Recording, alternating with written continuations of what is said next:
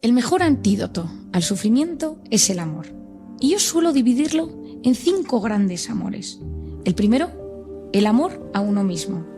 Esto es la autoestima. Saber tratarse, saber hablarse bien, sanar las heridas del pasado y que nuestra voz interior nos acompañe en los objetivos y en las metas de nuestra vida. El segundo es el amor a una persona. Como bien decía Platón, no hay hombre tan cobarde a quien el amor no haga valiente y transforme en un héroe. Enamorarse es lo más grande que existe. Todo cambia cuando un corazón se siente prendado por otra persona. En el fondo de nosotros existen maravillas y tesoros que se revelan cuando uno quiere de verdad. No hay ser humano que el amor no haya convertido en alguien más apasionado y lleno de vida. Enamorarse marca a la persona para siempre, y los sentimientos más intensos de la vida se sienten por amor. Si quieres saber más de esto, te animo a que leas Encuentra tu persona vitamina. Ahí dedico un gran capítulo al amor de pareja. El tercer amor que nos sana es un amor precioso, que es el amor hacia los demás. La solidaridad, el voluntariado y el darse a los demás son factores protectores para la mente y para el cuerpo. La oxitocina es esa hormona que se desprende cuando quieres de verdad, cuando cuidas a los demás. Y la oxitocina potencia el sistema inmune. El cortisol es esa hormona que se libera en los momentos de estrés y de dolor y de soledad y altera y deteriora nuestro sistema inmune. Mientras que tenemos esa oxitocina protectora que se activa cuando somos capaces de cuidar a los demás. En muchas ocasiones, determinadas personas de tu entorno te caen mal y su mera presencia genera en ti intranquilidad. De no cambiar corres el riesgo de que se conviertan en seres tóxicos. Nadie es tóxico per se, pero es tóxico el efecto que produce en ti. En este amor a los demás te voy a dar unos tips que te pueden ayudar a conseguir mejorar tus relaciones con los amigos, con los compañeros de trabajo, con familiares y por otro lado a darte cuenta si hay alguna de ellas que no has fomentado o que te cuesta mucho. También entenderás por qué algunas personas de tu entorno te son más molestas y probablemente porque alguna de estas características no las comparta. La primera es que tienes que mostrar interés por las personas. Conozco mucha gente que me dice, es que a mí no me caen bien las personas, es que a mí me aburren, es que a mí no me aportan. Eso no ayuda. Cuando tú transmites a los demás que no te importa, que te aburre, tú te conviertes en un ser más solitario, te intoxicas de cortisol y eso te aleja de esa solidaridad y ese amor sano hacia los demás del que tanto hablamos. El segundo consejo que te voy a dar es algo que aprendí de mi padre y que me ha ayudado mucho a lo largo de la vida. Haz un esfuerzo por recordar datos importantes. No todo el mundo tiene la suerte de gozar de una gran memoria para los nombres y para los datos. La mayoría de las personas no logran recordar mucha información, los nombres de los hijos de sus amigos, dónde trabajan y algunas características importantes de la vida de los demás. Ya hace tiempo que no ves a alguien y te lo encuentras por la calle y de repente recuerdas el nombre de su mujer o le preguntas por su hijo o por su madre o te acuerdas de que había un familiar que estaba enfermo. Esa persona se siente importante. Hay un chute de oxitocina, pero hay un clic, hay una conexión maravillosa que surge entre los dos. David Rockefeller, el famoso David Rockefeller, tenía un fichero privado de tarjetas con más de 100.000 nombres en el que guardaba información sobre los encuentros que había mantenido con las personas. Esa información le ayudaba a generar familiaridad, haciendo sentir importantes y especiales a todos con los que se topaba. Esto también lo aprendí de mi padre, que tiene la costumbre de apuntar todo sobre las personas que conoce. Hace poco, buscando un número en un restaurante de su teléfono, me topé con esta información. Pepe, el dueño, casado con Ana, tienen 3 hijos. Les preocupa el pequeño porque no ha terminado los estudios. Su padre falleció hace unos meses de cáncer de pulmón. Paco, el camarero mayor, lleva toda la vida y tiene lupus. Cada vez que mi padre acude a ese restaurante, le pregunta por esos familiares, por cómo se encuentra, por cómo va el tratamiento, y uno se siente mucho mejor. Te recomiendo que hagas un esfuerzo. En una sociedad donde el hipocampo, que es donde guardamos nuestros recuerdos, está muy deteriorado por culpa de las pantallas y por culpa del estrés, te animo a que recuerdes, a que hagas un esfuerzo por tener a las personas y los datos en tu mente. Tercero, profundiza en ellos, en sus vidas, en sus aficiones y en sus profesiones. Y esto también te lo recomiendo especialmente si estás en el mundo laboral. Yo sé que existe LinkedIn y que existen muchas aplicaciones tecnológicas para ayudarte a recordar datos profesionales sobre los demás. Pero busca información sobre la gente que te interesa. Si quieres sorprender a tus amigos, infórmate. Si buscas alegrar en la vida a alguien de tu familia, preocúpate por sus intereses actuales. Eso requiere tiempo y ganas. Llamar a otros, para evitar perder el contacto. Con muy poco, la gratificación es enorme. No tengas miedo a personalizar los detalles que tienes con las personas. 4. Evita juzgar. Cada persona es diferente. El ser humano tiende a juzgar, a analizar, a encasillar a las personas en cuanto las conocemos. Nos gusta etiquetar. Todo esto proviene de nuestro sistema de creencias, donde ciertos rasgos de la personalidad, de la forma de ser o de vestir del que tenemos delante, directamente activa zonas de nuestros pensamientos y lo etiquetamos de una manera u de otra. Puede ser un mecanismo de defensa o simplemente un automatismo de la mente para no alterar nuestro interior. En gente muy crítica puede haber una necesidad constante de sentirse superiores o todo lo contrario, un problema de inseguridad o de falta de autoestima. Hace unos meses, hablando con un paciente, le puse como pauta no criticar con sus amigos al resto de sus amigos. Su respuesta fue: ¿y entonces? ¿De qué vamos a hablar? Le dije en ese momento: vas a tener que empezar a hablar desde lo positivo de la gente. Y con una cara atónita me dijo: eso no sé hacerlo. Si te interesa en especial este tip, te voy a dar un truco. Hay que aceptar a los demás como son, aunque sean distintos a nosotros, o lo que veamos no nos encaje. Ello no significa que ignoremos la realidad. Existe gente que obra mal o que obra diferente, o de la que conviene separarse por resultarnos tóxica. Pero por lo demás resulta saludable tener una mente plural, rica, abierta y admitir que existen personas que no se ajustan del todo a nuestro criterio. Hay que evitar cerrarse de forma abrupta a todo lo distinto. Si solo aceptas gente que tenga un determinado nivel de estudio, social o cultural, si tienes manía a los aficionados de cierto equipo de fútbol, yo que soy muy futbolera, de esto sé bastante, o a una profesión o gremio, si rechazas sistemáticamente a todos los provenientes de cierta región, país o continente, seguramente tu capacidad de comprender el mundo y tu entorno será más reducida y te estarás perdiendo muchos de los matices que hacen nuestro mundo rico y diverso. 5. No impongas tu criterio, creencias o valores. Esto es importante. Sobre todo si eres padre, por ejemplo. Trabaja en ser modelo para tus hijos, empleados o amigos. Pero si buscas imponer, encontrarás rechazo. Hoy en día sabemos que de padres exigentes que imponen sin medida, hijos rebotados, rebeldes y que buscan lo contrario. Los límites son necesarios.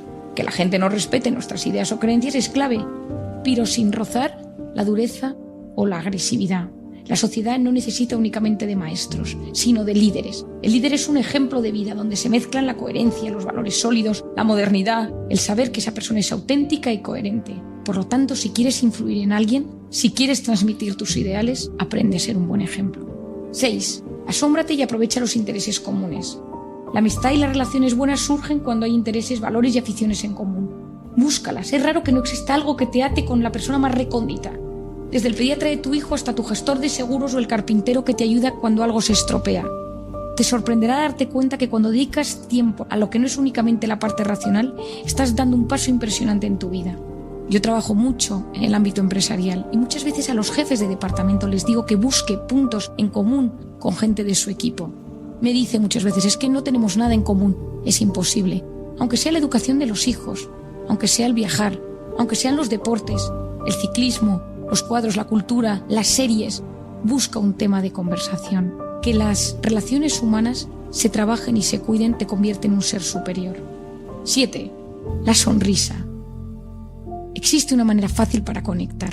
Emplea un toque de humor. A veces no es fácil, a veces ese toque de humor puede ser hiriente para otros, pero intenta sonreír. Intenta reírte. Sabemos hoy en día, hay estudios maravillosos, que la gente alegre y feliz, la gente que sonríe, que hace el esfuerzo por sonreír, mejora su rendimiento en el trabajo. Sabemos que cuando sonreímos activamos el músculo orbicular del párpado, la sonrisa de Duchenne, que fue quien lo descubrió, y el sistema límbico se activa. Es decir, aunque esa sonrisa sea forzada, hay algo que ya se produce en el cerebro. Y ya si es genuina, los cambios son espectaculares. La risa y la sonrisa tienen la capacidad de alterar la química del torrente sanguíneo, protegiendo de algunas enfermedades e infecciones. 8. Ayuda. Yo muchas veces pongo como pauta en mi consulta la solidaridad. Si tienes la posibilidad, no pierdas la oportunidad de hacer algo por los demás. No se trata de ver favores y llevar un cómputo de lo que te han dado o de cómo has favorecido a otros. Pocas cosas generan mayor gratificación que la de poder ayudar a otros en algo que está a nuestro alcance. Tengo la suerte de que en consulta escucho tantas vidas que muchas veces alguien me comenta que está buscando trabajo y me guardo su currículum. Y a los pocos días, en una cena, alguien me dice que está buscando a alguien con un cierto perfil y me acuerdo de este paciente y le paso el currículum. Esas cosas generan una satisfacción maravillosa. Muchas veces nos cuesta porque nos hace sentirnos vulnerables cuando nos metemos en la vida de los demás. Da sin pedir nada a cambio. lógicamente sin caer en el buenismo. Adicionalmente puede significar un puente con otras personas. La vida da muchas vueltas y quizá llegue a sorprenderte.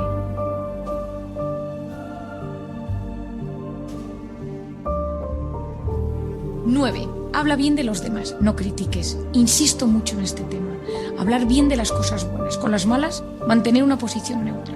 Hay que protegerse seriamente de las conversaciones en las que siempre se generen críticas o juicios negativos. ¿Cuánto se agradece cuando en una cena o reunión entre amigos alguien frena una crítica, una conversación negativa sobre otros? Hablar mal de los demás induce a nuestro organismo un estado emocional tóxico lleno de cortisol y ya sabemos los riesgos que esto conlleva. La crítica es casi un deporte internacional y estamos demasiado acostumbrados a que forme parte de nuestra vida. Si quieres que confíen en ti, si quieres que te valoren como persona íntegra y que la gente busque tu amistad, crea en ti o en tu negocio, sé discreto. 10. En el amor y en la guerra y en la amistad, lo importante es la estrategia. Esta frase no es mía, es de Napoleón. No tengas miedo a coger un lápiz y un folio, un boli de 4 colores como a mí me gusta, un rotulador o una pizarra. Escribe, tacha, haz flechas, en definitiva traza un plan. Si tienes que reconquistar a alguien, si tienes que rearmar una amistad rota, una situación familiar delicada, no tengas miedo a tener un plan. Te sorprenderá que haya gente que conoces, encontrarás experiencias del pasado que te sean útiles y si necesitas trabajar alguna habilidad porque notas que te cuesta, lee, infórmate o pide ayuda. 11. Intenta ser amable, es más importante de lo que te puedas imaginar. La amabilidad transforma nuestro organismo y transforma el organismo de las personas que están cercanas a nosotros. Lo que el mundo necesita es oxitocina y esta hormona tiene un papel fundamental en las relaciones humanas. Está encargada del parto y de la lactancia, pero tiene un enorme valor en las relaciones humanas. Si eres amable, si estás con una persona que te importa y sacas el teléfono de la circulación y le miras a los ojos, le sonríes cuando lo necesita, te sientes mucho mejor y la otra persona también. Acabamos de terminar el amor a los demás. Hemos pasado en el amor a uno mismo, la autoestima, el amor de pareja, el amor a los demás y el cuarto amor que nos sustenta en los momentos de dolor y de sufrimiento es el amor a los ideales y a las creencias. Ya lo decía Ortega y Gasset, las ideas se tienen, en las creencias está. Todos conocemos gente o hemos leído historias o biografías de personajes que han sobrevivido a las peores circunstancias por el amor que profesaban a sus ideales. Desde Nelson Mandela a Tomás Moro en la Torre de Londres con sus creencias o incluso Maximiliano Kolbe entregando su vida a cambio de un padre de familia en el campo de concentración de Auschwitz. Viktor Frankl es un maestro en muchos aspectos. Si no lo has leído, te recomiendo su libro El hombre en busca de sentido. Vivió y analizó con profundidad la psicopatología de masas durante la Segunda Guerra Mundial. Insistía en una idea. Al hombre se le puede arrebatar absolutamente todo, exceptuando la última de sus libertades humanas, la elección de su actitud ante la vida. Con ello puede diseñar su propio destino. Esa libertad interior de la que no nos pueden privar nos permite encontrarle sentido a nuestra vida cualesquiera que sean las circunstancias. Incluso en los campos de concentración durante la Segunda Guerra Mundial hubo personas que aferradas a dicha libertad interior supieron elevarse sobre las atrocidades que les rodeaban. Viktor Frankl desconocía la parte bioquímica de la esperanza y de la pasión y de la resiliencia, pero observó que cuando alguien poseía recuerdos a los que agarrarse o ideales, esa persona tenía la capacidad de sobrevivir física y psicológicamente a cualquier tipo de trauma. Poseer ideales, mantener recuerdos agradables de nuestra vida a los que recurrir cuando las circunstancias nos opriman, puede suponer un importante refuerzo para enfrentarnos a los problemas que sobrevengan en un futuro. Es bueno que nuestro sistema de valores sea la brújula de nuestra vida, que guíe nuestra actuación. La persona que tiene sus ideas claras, que encuentra su sentido de vida, es más fuerte cuando lo malo llega, es más fuerte cuando el sufrimiento se apodera o cuando se abre el trauma en su interior. Como bien decía Einstein, preocúpate más de tu conciencia que de tu reputación. La conciencia es lo que eres, la reputación lo que los demás piensan que eres. No tengas miedo a hacerte las grandes preguntas para encontrar tu sistema de creencias o ideales que te ayuden en un momento de dolor o de sufrimiento. Y finalmente, el último amor que nos ayuda a superar es un amor muy curioso, pero cuando yo me di cuenta que existía, me apasionó y lo investigué. Este es el amor a los recuerdos. Decía Voltaire que hay momentos en la vida cuyo recuerdo es suficiente para borrar años de sufrimiento. ¿Te sorprende que el amor a un recuerdo pueda mitigar el dolor? Continuando con Viktor Frankl, él observó que en Auschwitz había personas que fallecían pocos días de llegar, independientemente de su estado físico, y otras que aguantaban largos periodos de tiempo, pese a no ser aparentemente más fuertes que los que caían antes. Su propia experiencia en el campo de exterminio le confirmó de nuevo la teoría de la logoterapia que llevaba estudiando desde antes de la guerra. Las personas cuyas vidas tienen un sentido, logos, toleraron mejor el sufrimiento de Auschwitz. ¿Cómo podemos interpretar todo esto que nos cuenta Viktor Frankl a la vida moderna? Pues las personas que encuentran una finalidad, un objetivo, un sentido, tienen más razones para ser felices. ¿Cuánta gente no encuentra motivos para levantarse cada mañana?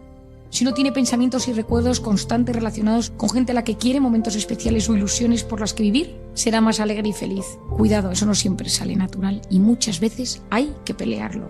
Hay un ejemplo que yo uso con mucha frecuencia. Cuando a veces en una cena o con amigos percibo que hay tensión en la pareja, suelo preguntarles: ¿cómo os conocisteis?